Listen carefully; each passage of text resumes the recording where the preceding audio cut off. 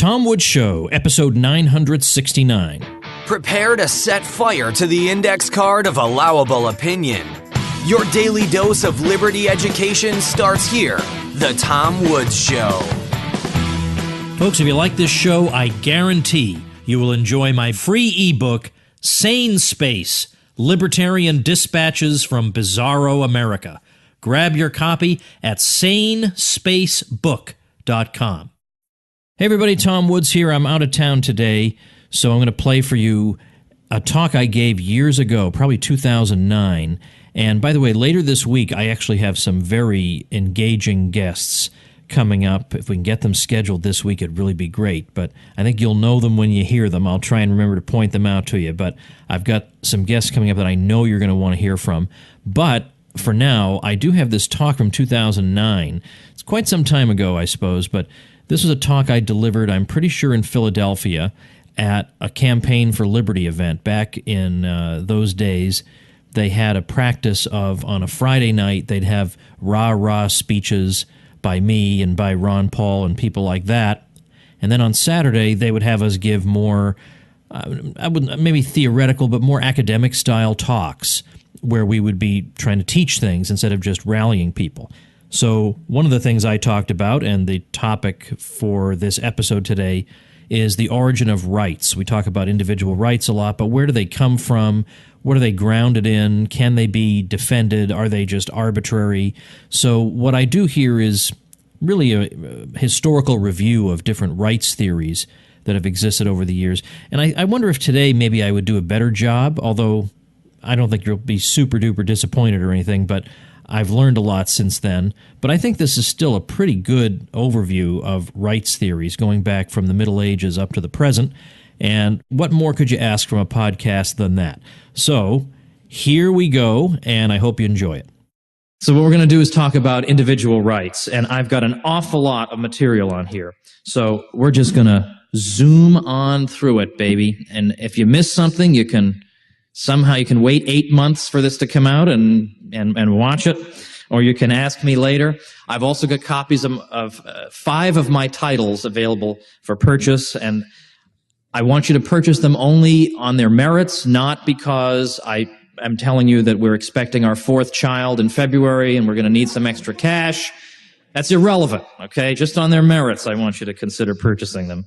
So I guess those of you who are here with me today have got this outline, and I think it's on pink sheets, so we're going to get in touch with our feminine side, start looking at this outline.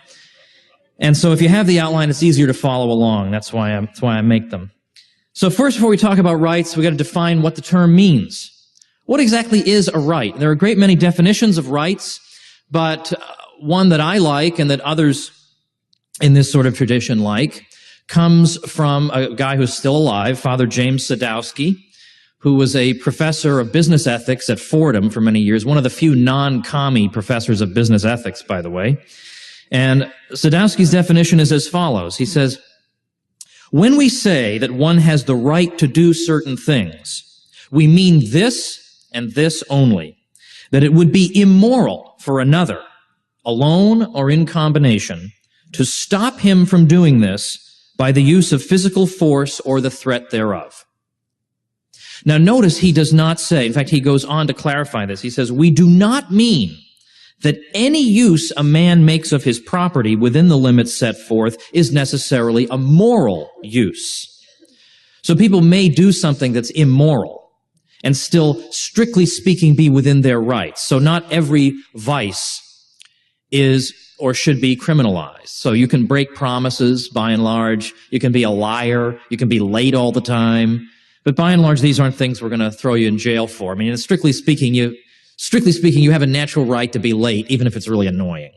So, in other words, a right is, in effect, it's a sphere of action in which you can act and in which it would be morally wrong for anyone to interfere with you violently or with the threat of violence.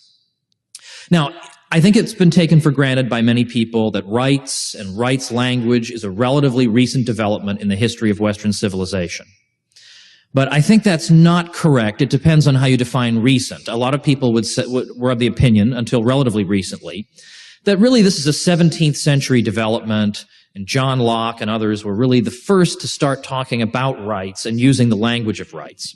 That thesis has by and large been abandoned by scholars, because it now looks as if the history of rights goes back a lot farther in the history of Western civilization, goes back at least to the 12th century. So it goes actually back to the Middle Ages, where we start to hear the language of rights. And I refer in my sources at the end of the outline to a book by Brian Tierney called The Idea of Natural Rights, and he's really the pioneer in this area, and he elaborates on some of these points. But we see it all throughout Europe by the 12th century, and we hear it being used in this sense, that the Lord has rights, vassals have rights, popes have rights, kings have rights, cities have rights. So these aren't quite natural rights, because a natural right is a right that's enjoyed by all people by virtue of being human, not by virtue of being a pope or a king or a lord or a vassal. So these aren't natural rights, but nevertheless, the language of rights permeates European society by this time. And even though they're not quite natural rights yet, once you start talking about rights, there's a certain internal dynamic to them that is going to lead us down the path to natural rights. And just to give you one example, medieval cities were really oases of freedom amidst an otherwise social system of stagnation, such that the various cities of medieval Europe did enjoy certain rights vis-a-vis political authorities. And they would insist on the expansion of these rights over time. And one of the rights the cities typically enjoyed was that if you lived in a city for a year and a day, undetected, you were free of all servile obligations. So if a serf managed to flee and live in a city for a year and a day, nobody could come and try and take him away. That was one of the rights of the cities, that we can protect these people. So there was a case, for example, when the Count of Flanders happened to be in a nearby city, and he spotted one of his old serfs who had lived there longer than a year and a day, and he and his goons tried to snatch him out, and the townspeople drove them out and protected this former serf, because they were protecting what was understood to be a traditional right of the cities. So where does natural rights come from? Well, in 1140, we get something called the Decretum of Gratian. Gratian was a canon lawyer. He's interested in the law of the church. And what he's doing for the first time in 1140 is bringing together church law into one single compendium. Up to that point, church law had been a very scattered affair. There had been papal statements, ecumenical councils, local councils, biblical verses, penitentials, and they'd never actually been brought together and systematized into a coherent whole. So Gratian brings a lot of these sources together and publishes the Decretum. But when you look through this Decretum, naturally, if you're bringing together information from many sources, you may find contradictions. You may find duplications, whatever. And so there was an attempt to refine Gratian's collection by means of various commentaries and glosses on it. And when the commentators went through the Decretum, one thing they found was the repeated use of a term, jus naturale, which might variably be rendered as natural law or perhaps even an early form of natural right. And they went and they listed all the different ways in which this term had been used historically. But when they made that list, they added another meaning that you actually don't find in the ancient sources. The commentators on Gratian more or less invented it. And they said that one of these meanings of this term can be a subjective power enjoyed by individuals. So they are groping toward the idea of a natural right as being something that as individuals, each one of us is entitled to. Now, from the mid-12th century up to 1300, we start to see specific examples of natural rights being put into practice and being recognized. And so I give examples. One of the earliest rights that was recognized by people as being a natural right and therefore preceding any government and being something that no government could overturn was the right to appear and defend yourself against charges in a court of law. That's a natural right that you can't be deprived of by any prince. Likewise, over this 150-year period, we begin to see the development of the ideas of the rights of property, of self-defense, of marriage, as being a relationship entered into freely by free individuals exercising their freedom of choice, and still other areas. And these, again, being rights that adhere in the person as a person, and that people can't be deprived of by any political authority. So these are natural rights and cannot be taken away by the prince. Now, because they're talking about natural rights, they are not claiming, even though this is a deeply Christian milieu, they are not claiming that Christians enjoy these rights, but if you're not a Christian, we can, knock your block off or something. To the contrary, in the mid-13th century, Pope Innocent IV made a statement that future commentators referred to quite often. Innocent IV said, "Ownership, possession, and jurisdiction can belong to non-believers licitly, for these things were made not only for the faithful, but for every rational creature." Well, that is the very heart of the idea of natural rights. Now, we move forward several centuries to the age of discovery. By the way, if there's anybody out here who has bottled water that has not yet been opened, by the way, and consumed, if I could have a little liquidity, the good kind, that would be a huge help to me. But so any administrative people who happen to hear this, that'd be super helpful. In any event, we're going to move to the age of discovery. Particularly, we want to look at Spain's interaction with the natives of the New World. Because we all know, we hear all the time about the crimes of Columbus and the crimes of the conquistadors. But what we don't hear so much about is the crisis of conscience that this provoked in Spanish philosophers and theologians. Because in the 16th century, particularly around the University of Salamanca in Spain, you get Spanish philosophers asking the question, should we be acting this way? Should we be treating these natives like garbage? Or should we not recognize in them a common spark of humanity that would in turn demand of us that we extend to them the same rights that we would extend to our fellow Europeans? And what we find is that one of the silver linings amidst the demographic disaster that struck the natives of the New World was that it provoked this kind of soul searching on the part of Spanish intellectuals. And so it was at this moment that we start to hear the idea really taking root of natural rights, of norms that govern the conduct of states, that states aren't just generators of powers, that states in fact have to be subject to the moral law. They're not morally autonomous. And so therefore the Spanish government can't just behave however it wishes toward these people. Francisco de Vitoria is considered to be one of the founders of international law. Now, we hear international law and we think boo, hiss. But all he means by it is not a United Nations. All he means by it is simply that there's a single standard of justice that applies to all people. Now, this is not a common thing to come across in the world, this emphasis on there being a single standard of justice that applies to me and to my people just as much as it applies to you and your people.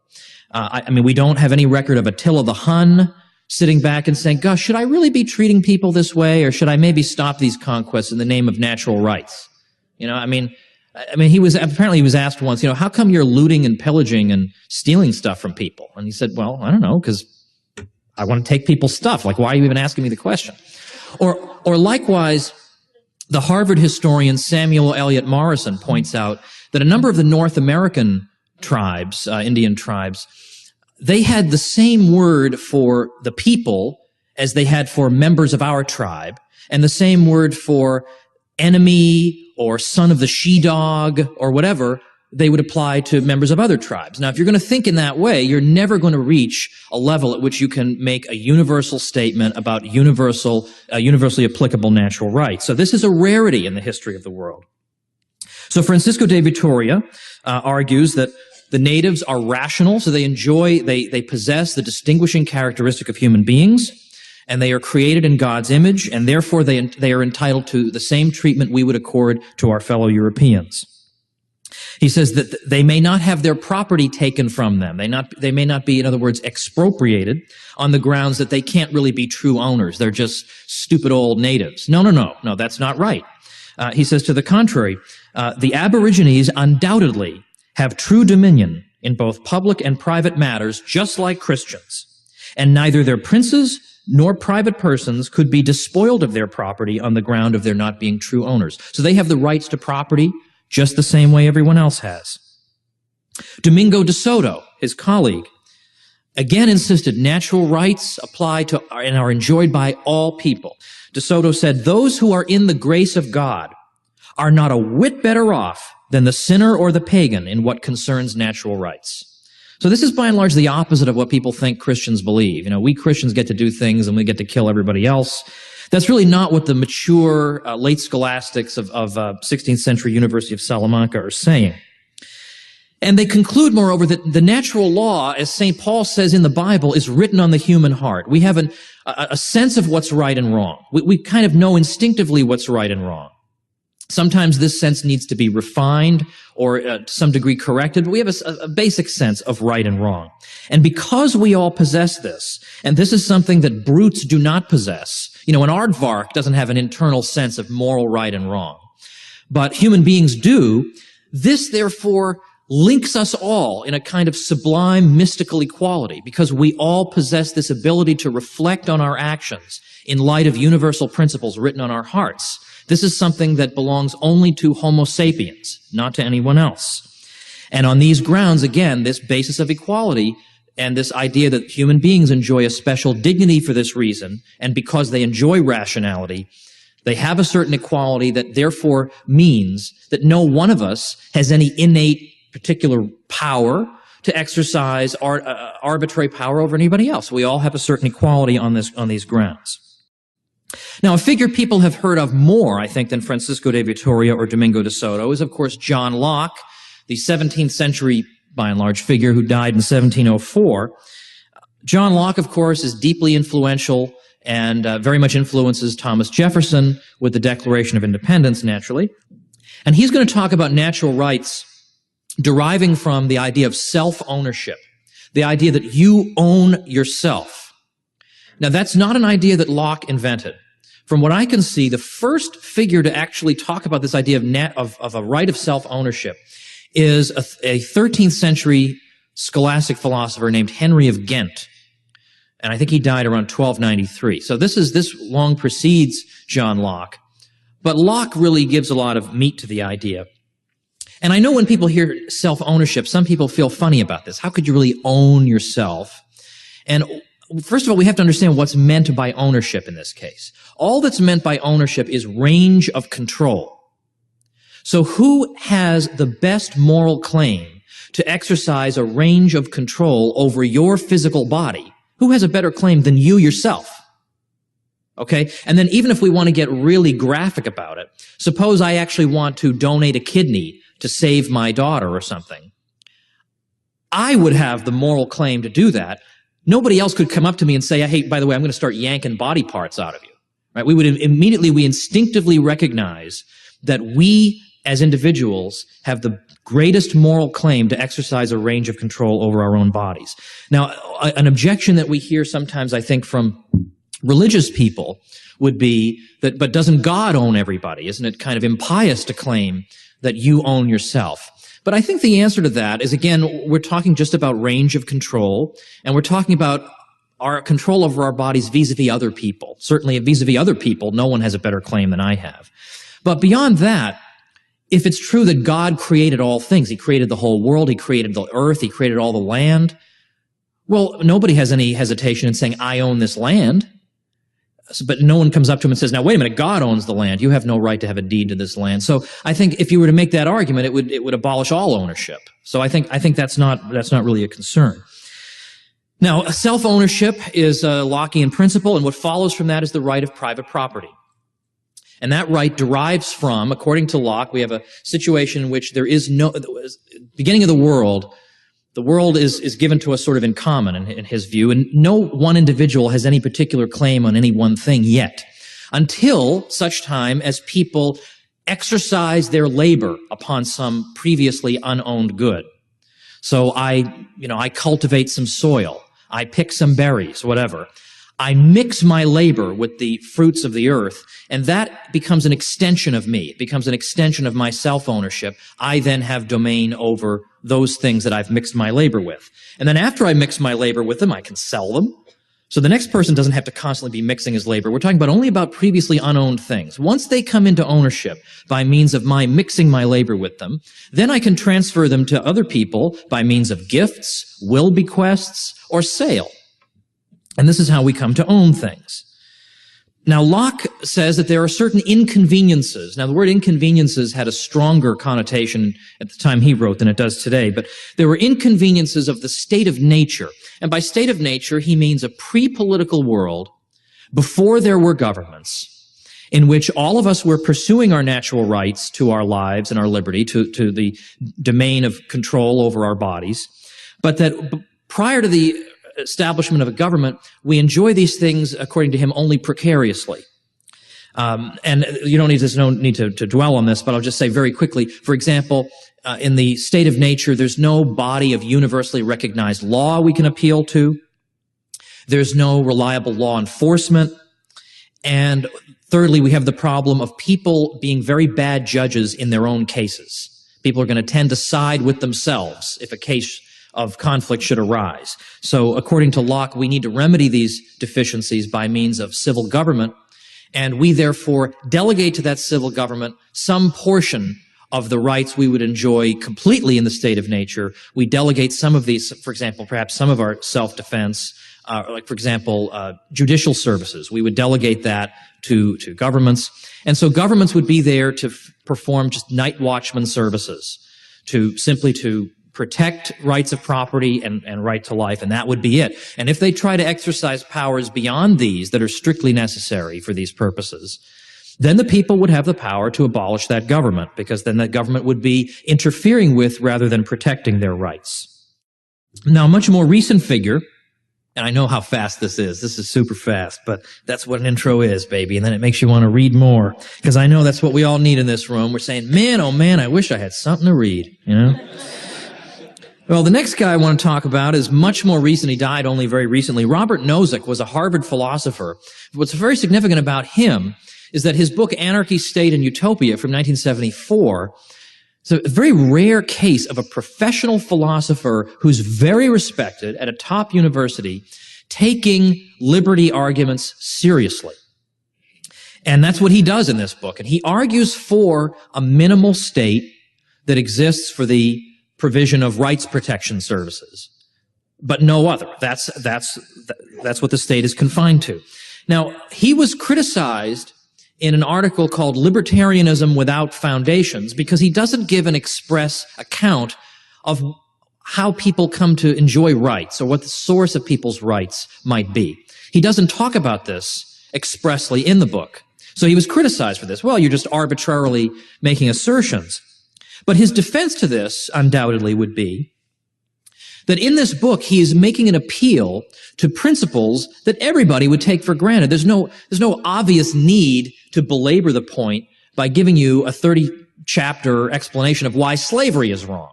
So I think I can, I've already got a pretty big book here in Anarchy, State, and Utopia. I assume I can take for granted that people are against slavery. I'm going to assume that they already know slavery is bad. So if I then turn around and say, hey, this thing is just like slavery, people will understand that this thing is bad. Or conversely, any form of forced labor. Again, he's assuming that the general run of mankind takes for granted that forced labor is morally wrong. So if he can show that something that the government does is just like forced labor, then likewise, we can say that that's morally wrong without having to go into a lengthy exposition of why forced labor is wrong. This is a moral intuition most people already hold. And so this is right out of his book. He says, and this is Roman numeral 4, part C, he says, taking the earnings of N hours labor is like taking N hours from the person. It is like forcing the person to work N hours for another's purpose. And that's why he argued that an income tax was on a par with forced labor. Because how is it conceptually different?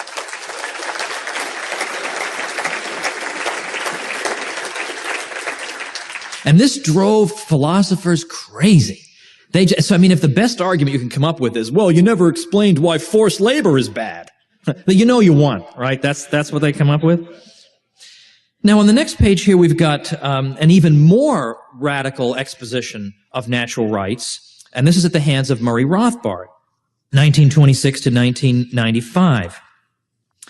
Now, Rothbard, in effect, extends Locke's analysis, and he believes Locke is sort of inconsistent. He makes concessions that he shouldn't make, and Rothbard just eliminates all the concessions. His argument is that the only defensible philosophical position is 100% self-ownership. That there's no alternative. And by the way, now I see I actually have plenty of time, so now I'm going to slow it down a little. Slow down. Okay. All right. I didn't think I'd ever get through this. And now here we are, page 2. Okay. So Rothbard starts with the principle of self-ownership. And he derives that in part indirectly by considering what would the alternatives be to 100% self-ownership? What other possible systems could there be?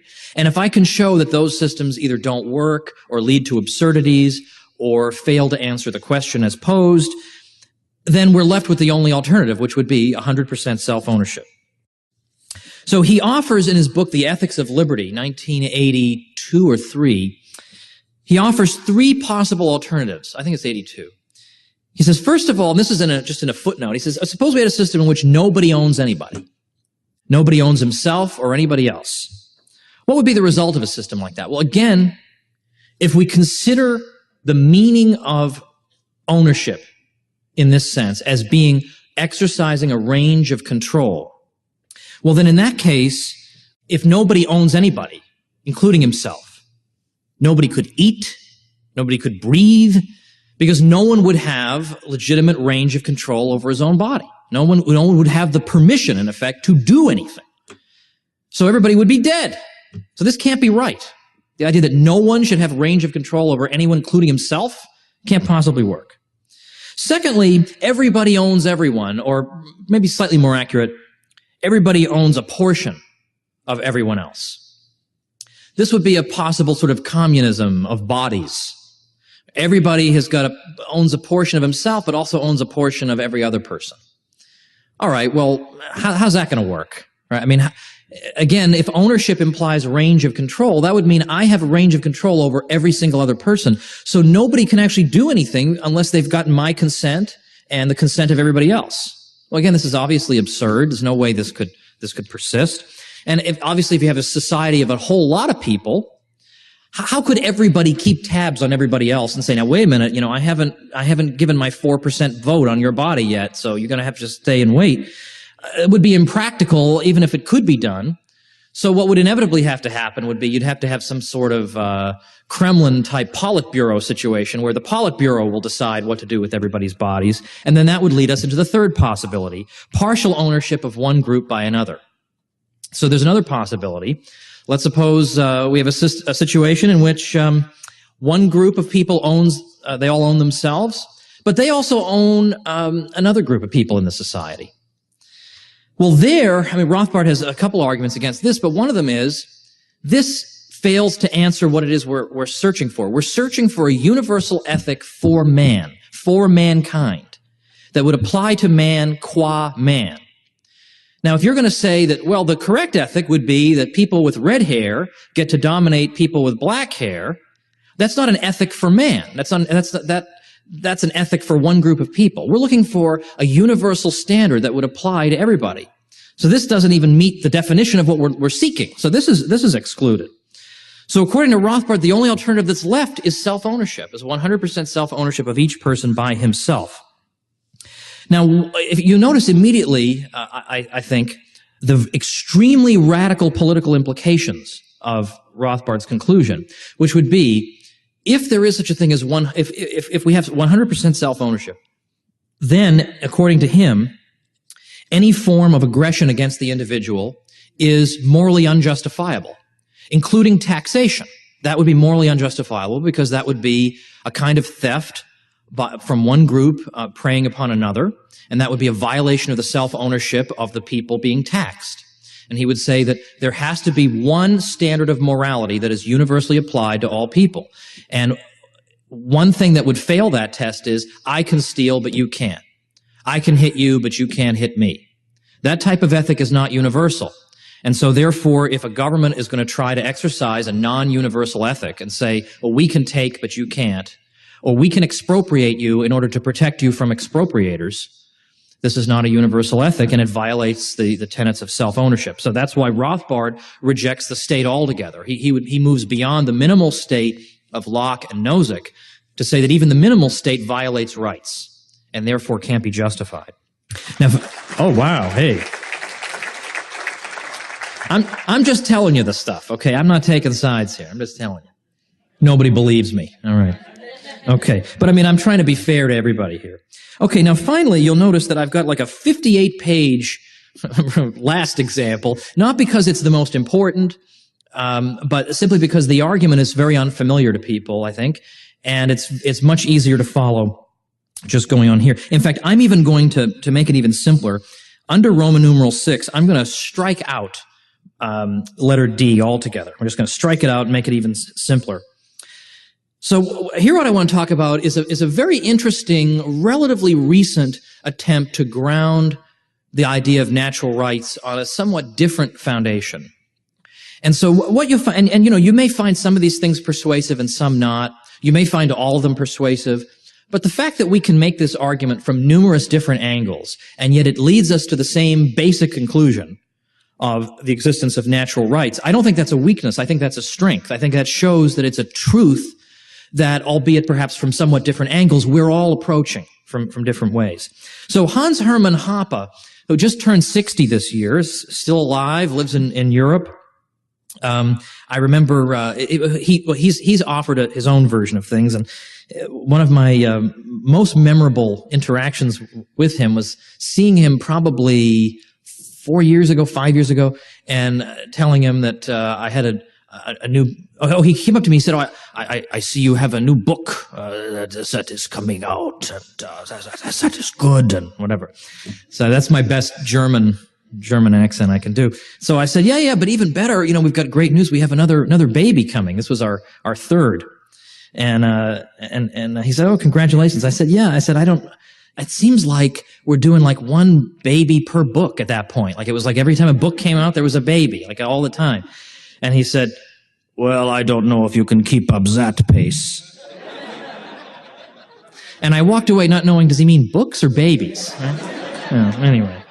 All right. Well, so Hans Hoppe, I think, although he gets a lot of criticism, I think unjustifiably, I think he's an extremely original and important thinker for people to read. I mean, one of the people whose books really changed my way of thinking. I mean, really jolted me into thinking in new and original and I hope exciting ways is Hans Hoppe. In fact, when I got my wisdom teeth pulled, I sat in bed and I'm all medicated up and I don't know where I am, and I'm trying to read his book called A Theory of Socialism and Capitalism. And my mother thought how quaint this was, that here's my little son trying his best to read this theoretical treatise. But I highly recommend Hoppe's work. Very, very original, extremely interesting. Well, one thing Hoppe tries to do, and this is probably one of the most controversial things he's done. I think he's done a lot of great stuff in economics. He's done great stuff in philosophy. Probably the most controversial thing he's tried to do is something called argumentation ethics. And the groundwork for argumentation ethics is the recognition of the following things. And I've described these things as scarcity and its implications. We're living in a world of scarce resources in the sense that we do not have enough resources and resources would include labor power as well, for all of us simultaneously to pursue all the ends we may want to pursue. We are inevitably faced with scarcity. Because resources are scarce, they're not superabundant like air. Supposing we have clean air. Air is so superabundant, we don't argue about it. We don't allocate property rights to air in most cases. Because it's so superabundant, no one argues about it or cares. But most goods do not exist in superabundance. They're scarce.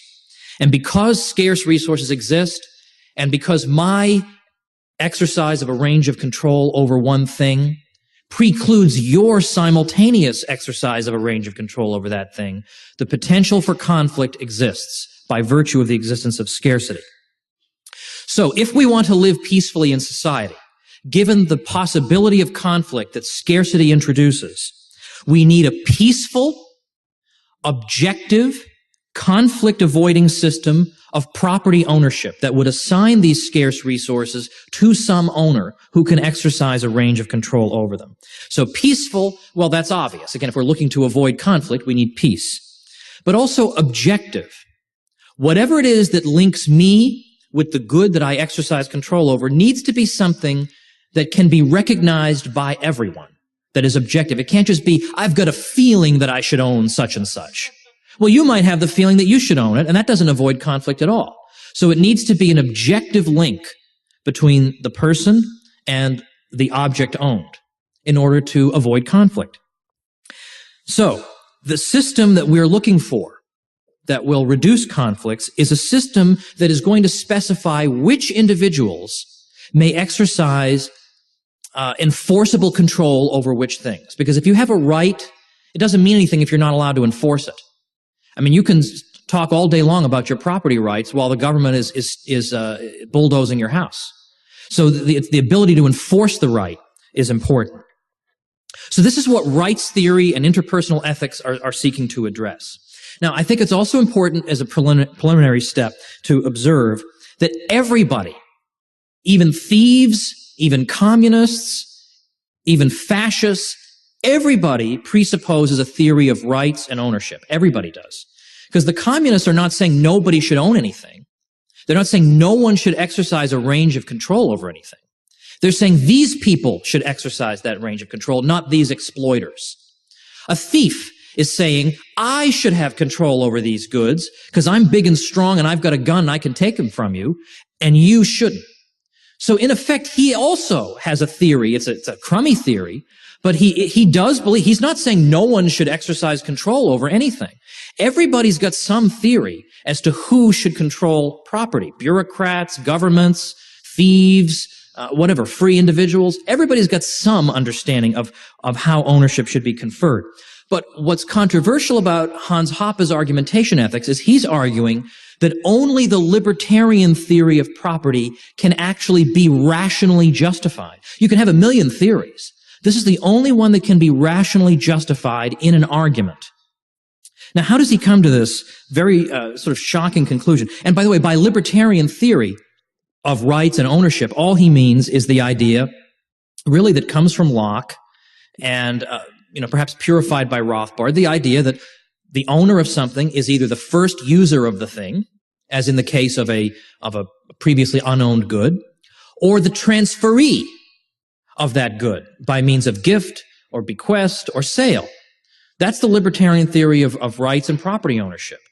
And he's arguing this is the only one that can be argumentatively justified. Now, according to Hoppe, any type of normative proposition you might want to advance has to be advanced in the course of an argument. We don't come into this world with normative arguments already emblazoned on our brains. We have to hear them. We have to come to understand them, and then using our reason, rationally come to accept them. So we have to engage in the practical activity. We're not disembodied ghosts. We are real human beings who need to learn things in the course of the give and take of discourse and argument. Now, therefore, Hoppe says that given how important argument is to reaching conclusions, particularly to reaching conclusions about how society should be organized and what rights there are and who can do what, well, if there are norms of argumentation that are presupposed by everyone who engages in argument, then it becomes logically impossible to argue against these norms and be consistent. And according to Hoppe, the only property assignment rules that can be consistently advanced in argumentation, such that you are not contradicting yourself, is the libertarian one. So, for instance, you can't argue that argument is impossible because you're contradicting yourself, right? You're making an argument that you can't argue. Or you couldn't try to reason that reason doesn't exist. Well, you're using reason, right? In the very act of trying to do it. So you're contradicting yourself through your actions. So Hoppe, in effect, is going to say that you cannot, in a non-contradictory way, advance any competing theory of ownership titles. So let's examine this in a little bit more detail here.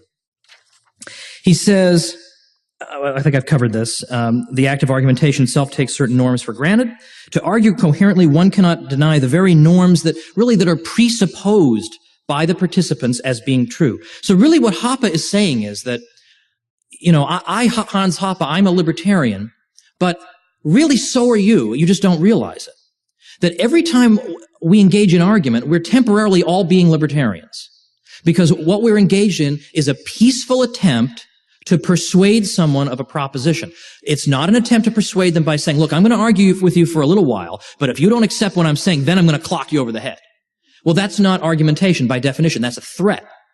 Argumentation is a peaceful, conflict-avoiding way of reaching conclusions. And so when you're engaged in it, you are, in effect, demonstrating your preference for peaceful, conflict-free paths to resolving disputes. And so when you're arguing, you are, in effect, giving voice and giving action to basically this very libertarian way of understanding that I am recognizing your right to control your body and listen to me, and I'm not going to hit you over the head, or otherwise I wouldn't be engaged in argument anymore. And I recognize my ability to exercise control over my body. So we're sort of taking for granted certain norms already as soon as we engage in argument. And we're convincing people through persuasion and with reason and with respect for that person's rational faculties and physical integrity. So what are these norms that are implied in the very act of argumentation? Well, the first such norm, I've already implied a couple, that we favor peaceful rather than violent resolutions of our disputes. But the first norm that he talks about is universalizability. And all that means is that if I'm going to propose a rule that I think people in society should follow, this rule has to be universalizable. That is to say, I need to be able to state the rule in such a way that it would apply universally to all people simultaneously. So, for example, if I were to say, I can hit you, but you can't hit me, that's not a universalizable rule. Because that's actually saying some subset of people, namely me, gets to hit you, but you don't get to hit me. This is not universal because you're not able to exercise the same power that I'm able to exercise. This is what we would call a particularist rule that singles out an individual or a group of individuals. It says, we get to do certain things to the rest of you. Well, that's not a universalizable rule because then that doesn't apply to the rest. So it's not universal. It's particularist. And the reason he argues that what Hans is going to say here is that argumentation takes for granted the principle that the rules we live by are universalizable. And it takes that for granted because, number one, argumentation is a peaceful, conflict-avoiding activity. It does not involve violence. It involves persuasion only. Therefore, in principle, any argument we offer has to, in principle, be acceptable to all people. Otherwise, there'd be no way we could argue for it rationally. There'd be no way we could rationally expect everybody to accept a particularist norm. I get to hit you, but you don't get to hit me. It's very, very hard to expect people everywhere to accept that in argument. The only way you could get them to accept it is by enslaving them or drugging them or whatever. But under the terms of argumentation, which is a peaceful, non-coerced method of interacting, the only way you could expect somebody to accept a norm, a rule of living that's being proposed is that it would have to be universalizable. Or if it is particularist, the reason for the particularism would have to be understood to the reason. So, for example, authorized personnel only. That's a particularist rule. But there's an objective reason behind it that all of us can recognize. Like, I don't know what would happen if I went behind there because I don't know how to deal with electronics or something and I'd blow myself up. That's a rational, objective reason we can understand there.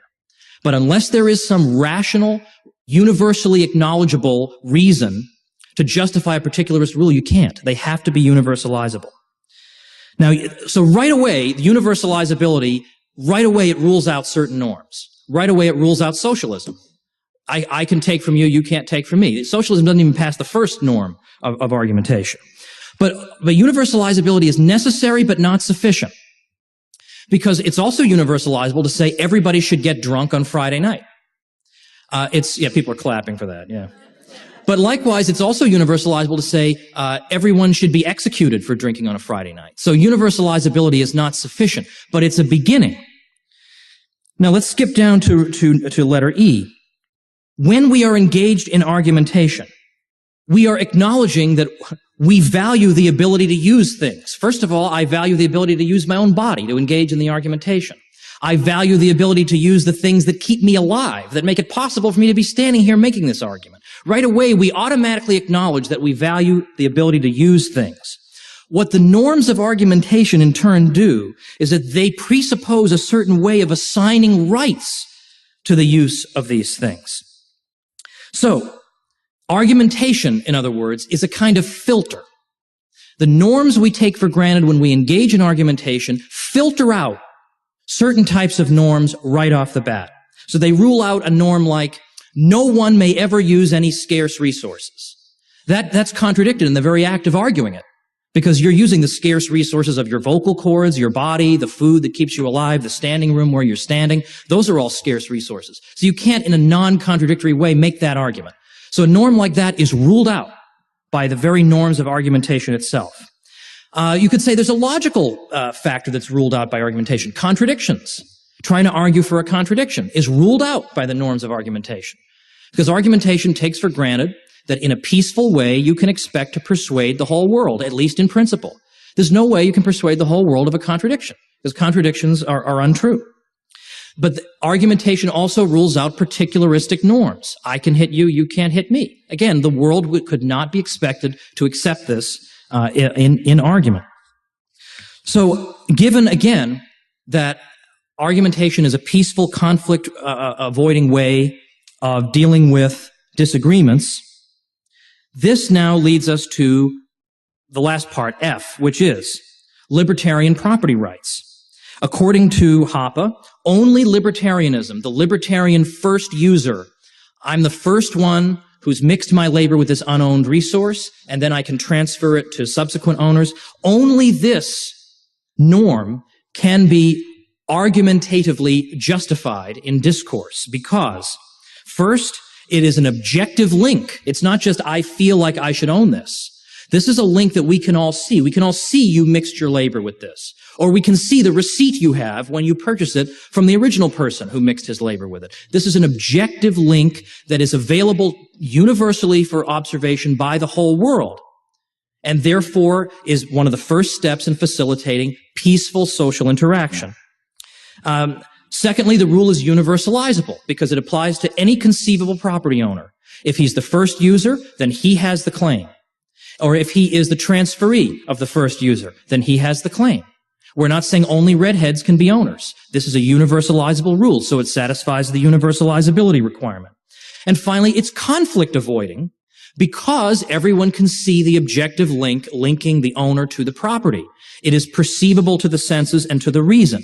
If you were to attempt to assign property titles on any other grounds, let's say we use verbal declaration. So anybody who says property belongs to him is the owner. Would that be conflict avoiding? Would that be in conformity with the norms taken for granted and presupposed in argumentation? Of course it wouldn't be conflict avoiding. Because anybody could just say, oh, I own that property, and then somebody else could say, no, I do. How do we resolve that? And then a third person comes along and uses verbal declaration to say he owns it. So that's not conflict avoiding. Or brute force. So again, that's automatically ruled out. Or how about saying that the third, fourth, and fifth users are really the owners? So then the first user can't even do anything. He's got to sit there and starve until the third or fourth owner shows up. Again, that would make argumentation impossible because we'd all be dead. So all these factors that we see as norms implied in argumentation or presupposed by the arguers then become filters to filter out competing norms for society, such that what we are left with is the libertarian norm of first user private property rights. Now, that's probably the shortest space in which this has been explained, and it doesn't answer every conceivable question you might have about it, but it is nevertheless, I think, a very intriguing account here, and it's pointing in the same direction as the other natural rights approaches, but it comes at it from a different angle. In fact, when Murray Rothbard first heard Hoppe's argumentation ethics, he said, this is a sweeping and intellectually very exciting new approach to the study of individual rights. He said, it makes my own natural rights approach seem positively wimpy by comparison. So it's quite interesting. It's not accepted by everybody, but I think it's intriguing and worth looking at. Well, now I'm just about at my time, so I'll conclude by saying that although you don't have to believe in natural rights at all to be involved in what we're doing, you could just be a utilitarian and say society just works better if you don't have a Fed, and society works better if people aren't killing each other. But there are other people, I think, who are attracted by the moral argument that it's not just more useful if we don't kill each other, it's morally wrong if we kill each other. It's morally wrong if we steal from each other. This is the moral argument that I think is the most compelling, and that's at the heart of what we're doing. And the arguments that I've made today and that I've elaborated on from these other thinkers are all pointing in that direction. And we have the great privilege of being defenders of this truly liberating and deeply moral teaching. So thank you very much. All right, that's going to do it. Now, if all goes well, and I'm not entirely sure all will go well, but if all goes well, tomorrow we're going to be talking about George Orwell, who is a misunderstood figure in some ways. He's anti-totalitarian, yet he says he's pro-socialist, and yet there are a lot of different things about him that are hard to make sense of. But I'm going to be joined by an author of a new book on Orwell who thinks he has made sense of the real Orwell, and we're going to have some fun getting to the bottom of that. So I hope you join me for that, episode 970. I'll see you then. Become a smarter libertarian in just 30 minutes a day. Visit TomWoods.com to subscribe to the show for free, and we'll see you next time.